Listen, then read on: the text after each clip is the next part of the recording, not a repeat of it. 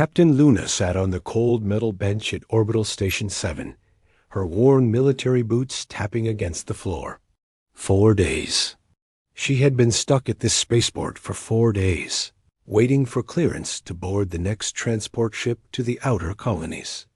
The bureaucratic red tape of the Galactic Council moved slower than frozen molasses, and every alien species seemed to have their own form to fill, their own stamp to collect.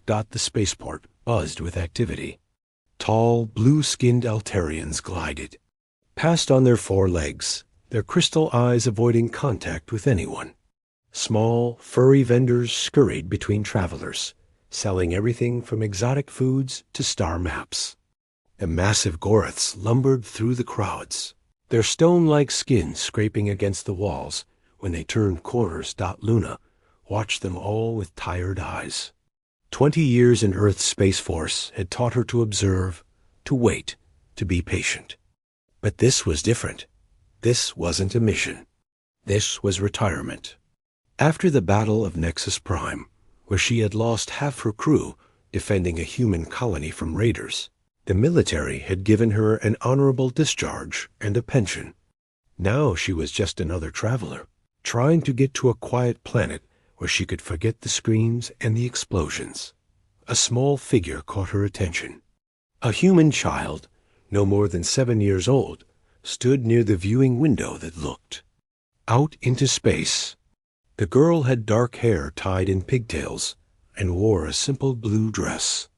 She was alone, pressing her small hands against the transparent aluminum as Earth floated in the distance.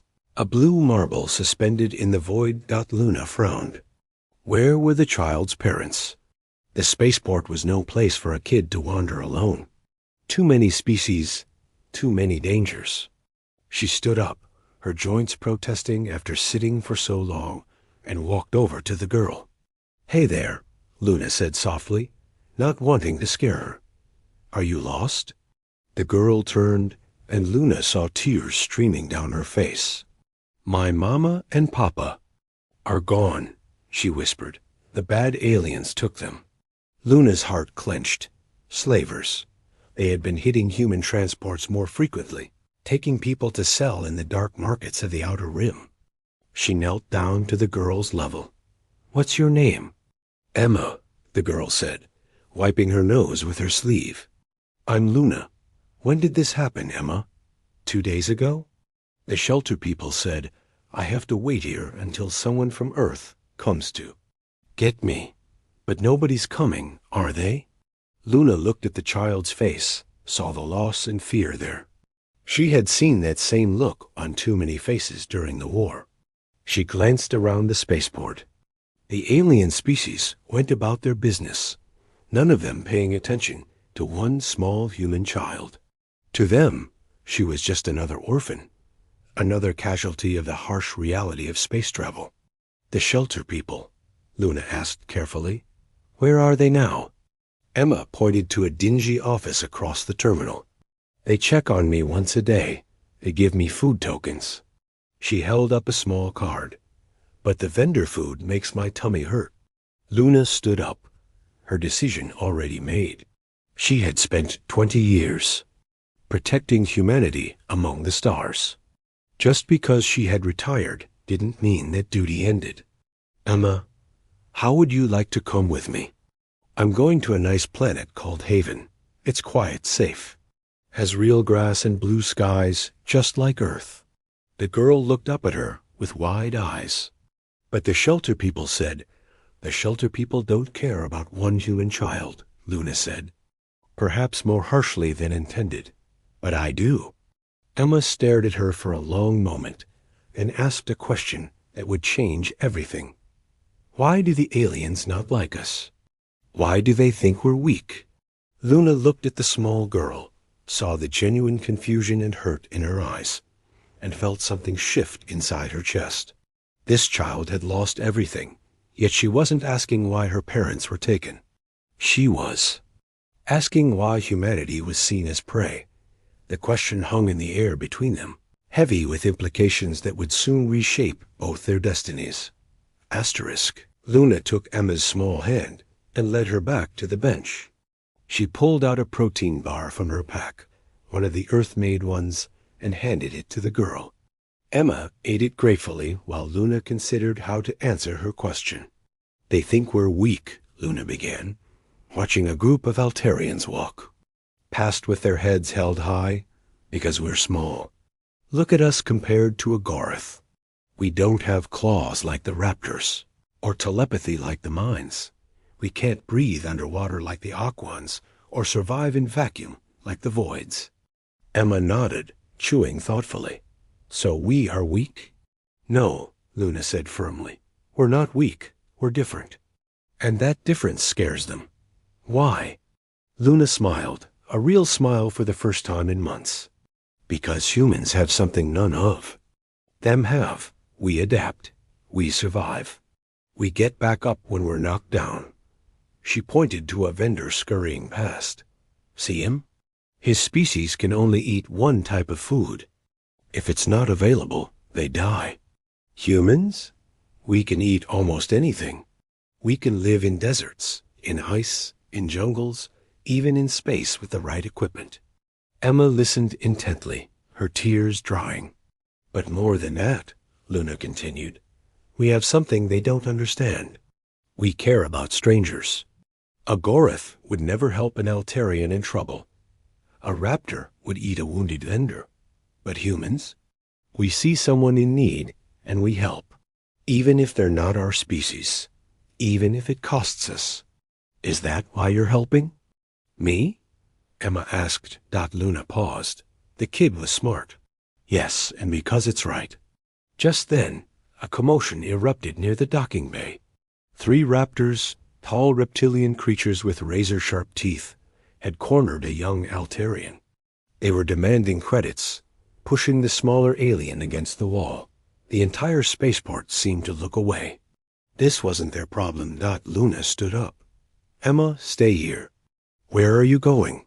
"To show you what humans really are." Luna walked over to the raptors, her military training taking over. Her stride was confident, purposeful. The aliens in the spaceport began to notice. A single human unarmed, approaching 3 raptors. "Hey," Luna called out. "Leave him alone." The lead raptor turned, his yellow eyes narrowing. "This not concern. You human. Walk away while you still can." "I'm making it my concern," Luna said, stepping between the raptors and the Altarian. 3 against 1? That's not a fair fight." The raptor laughed, a sound like grinding metal. "Humans, always trying. To be heroes. Always dying for it too. Sometimes," Luna agreed. "But not today." The raptor lunged. Luna had been expecting it. 20 years of combat experience kicked in. She ducked under his claws, grabbed his arm, and used his own momentum to flip him. Over her shoulder. He hit the ground hard. The second raptor attacked from the side. Luna spun, driving her elbow into his throat, and swept his legs. He went down gasping. The third raptor backed away, his eyes wide. "You ... You're just human. How?" "Because I've been fighting things bigger and stronger than me my whole life," Luna said. "It's what humans do. We don't give up. We don't back down, and we protect those who can't protect themselves." The raptors scrambled to their feet and fled. The entire spaceport had gone silent. Every alien was staring at Luna. The Altarian she had saved bowed deeply before hurrying away. Too shocked to speak, Luna walked back to Emma, who was watching with wide eyes. "That was amazing. You beat them." "No," Luna corrected, sitting back. "Down. I showed them what they refused to see. Humans aren't weak. We're dangerous. Not because we're strong or fast or have special powers. We're dangerous because we never give up. We protect each other. We protect anyone who needs it." Emma thought about this. "Is that why they really don't like us? Because we're dangerous?" Luna nodded.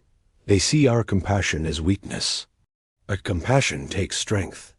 It takes courage to stand up for others, to fight when you could run, to help when you could hide. Mama used to say that too, Emma said quietly. She said humans were special because we chose to be good, even when it was hard. Your mama was right, Luna said, feeling a surge of respect for the girl's lost parents. Emma looked up at her with those big, dark eyes. Captain Luna, will you teach me to be dangerous like you? To protect people? Luna felt something crack in her chest, the walls she had built after losing her crew starting to crumble.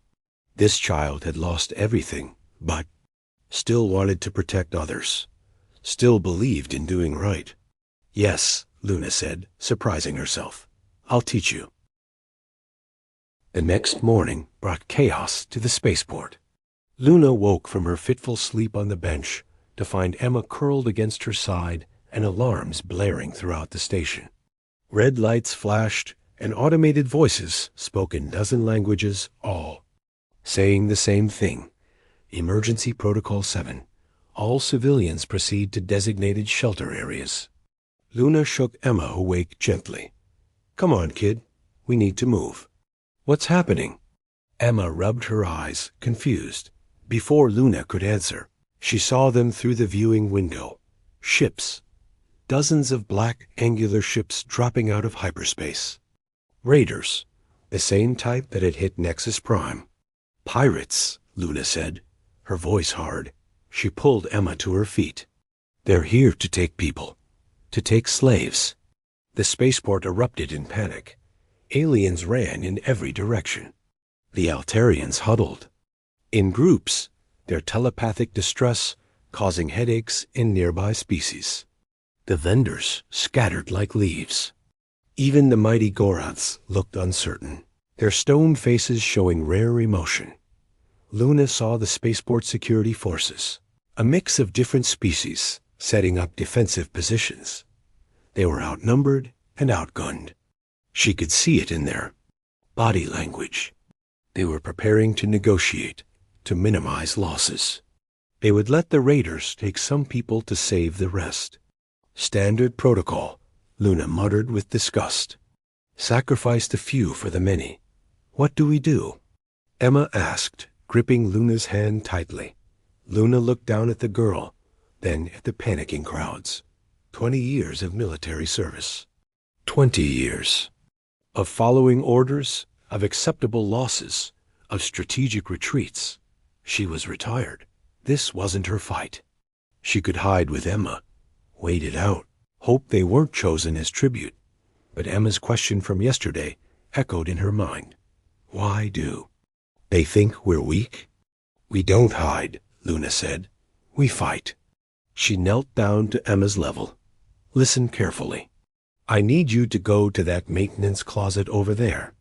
Lock yourself in. Don't come out until I come get you. But, Emma, please, trust me.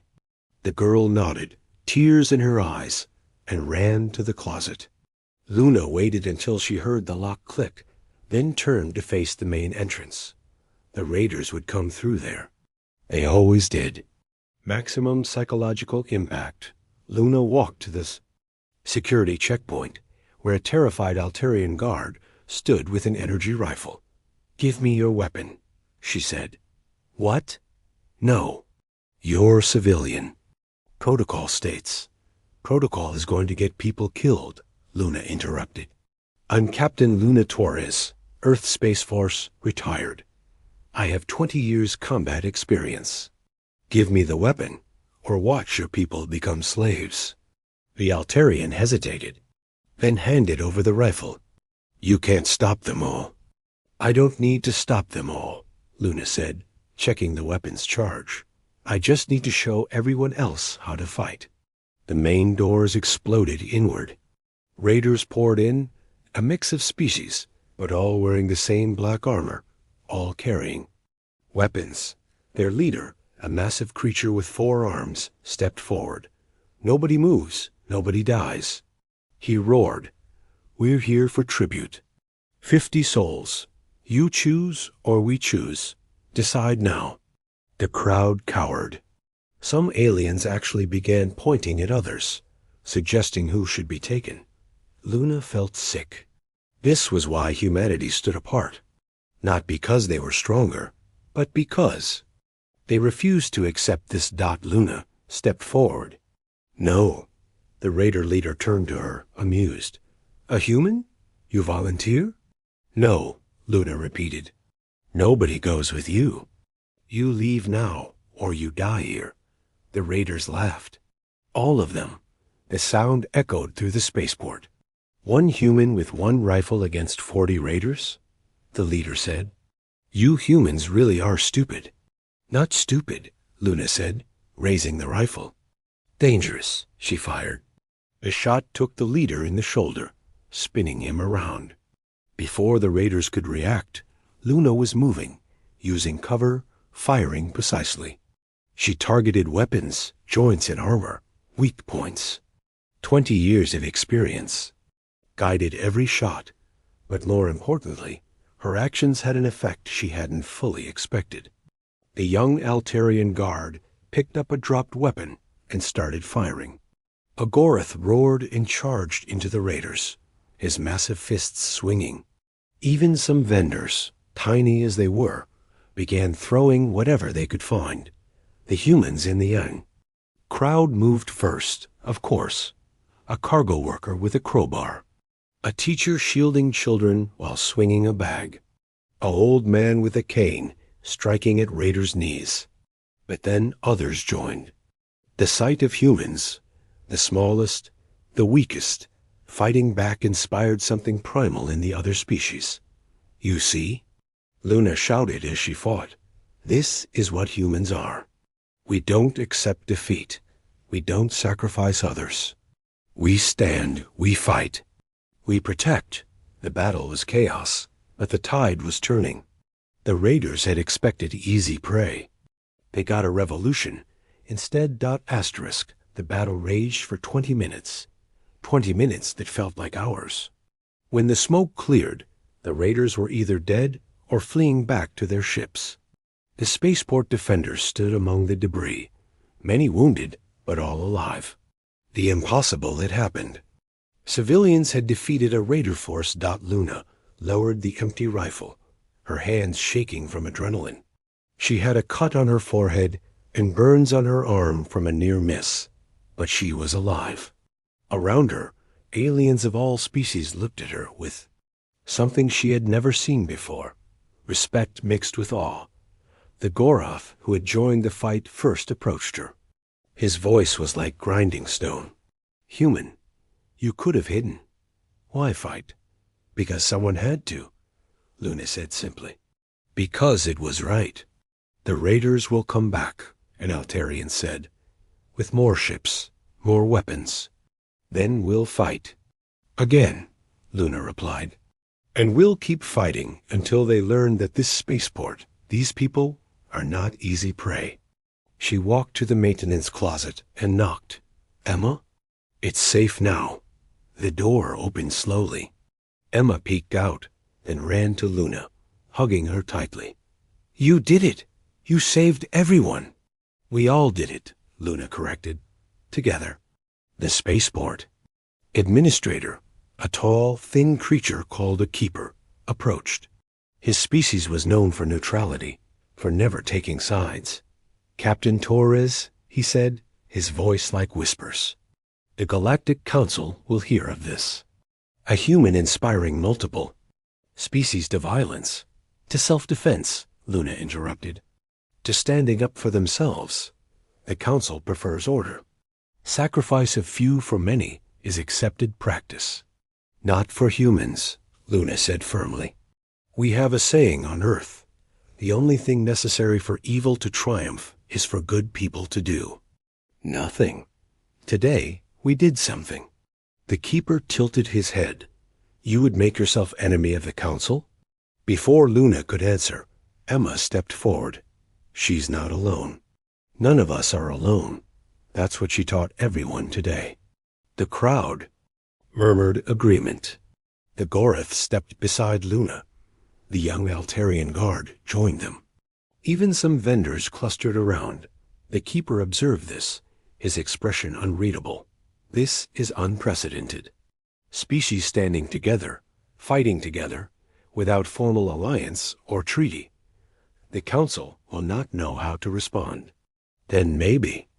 It's time for the Council to learn something new, Luna said. Maybe it's time for things to change. The keeper was silent for a long moment and nodded slowly. Perhaps. I will report that the raiders were repelled by local security forces. Nothing more. He glided away, leaving Luna surrounded by the diverse group of aliens. She looked at each of them, saw something new in their eyes. Not fear, not resignation, but possibility. A message came through on the Spaceport communication system. Luna's transport to Haven had been approved. She could leave immediately. She looked at the pass in her hand, then at Emma, then at the group around her. Captain Luna? Emma asked. Are we still going to Haven? Luna thought about the quiet life she had planned, the peaceful retirement, the escape from violence and responsibility. Then she looked at Emma's face, at the hope there. She thought about Emma's parents, taken by slavers. About all the parents, all the children, all the innocent. People who would be taken because the strong preyed on the weak and everyone else just accepted it. No, Luna said, surprising herself. We're not going to Haven. Then where? Emma asked. Luna turned to the group around her. How many of you have lost someone to raiders, to slavers, to the acceptable losses of the Council? Almost every hand, claw, tentacle, or appendage went up. I'm done running, Luna announced. Done hiding. Done accepting that this is just how things are. I'm going to find others who feel the same. Humans and anyone else who's tired of being prey. We're going to train.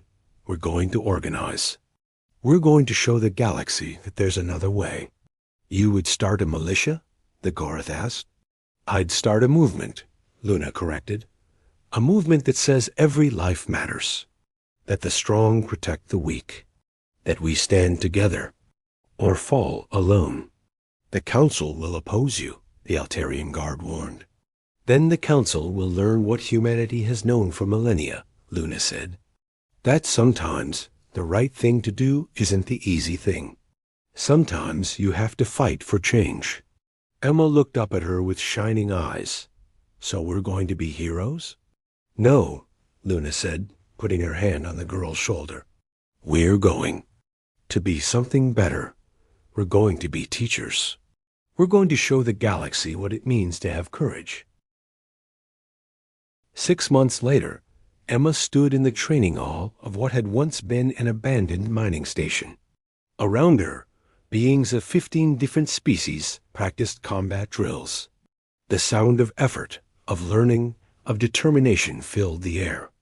She watched as Luna moved between them, correcting stances, offering encouragement, teaching not just how to fight, but why to fight.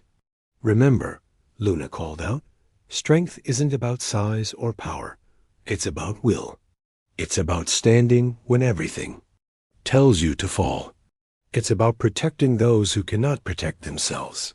Emma had grown in those 6 months.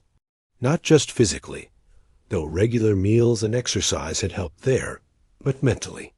Luna had taught her to read star charts, to maintain weapons, to apply basic first aid to multiple species. But more importantly, Luna had taught her about humanity's true strength. The movement had started small. Just Luna, Emma, and the few from the Spaceport who had believed.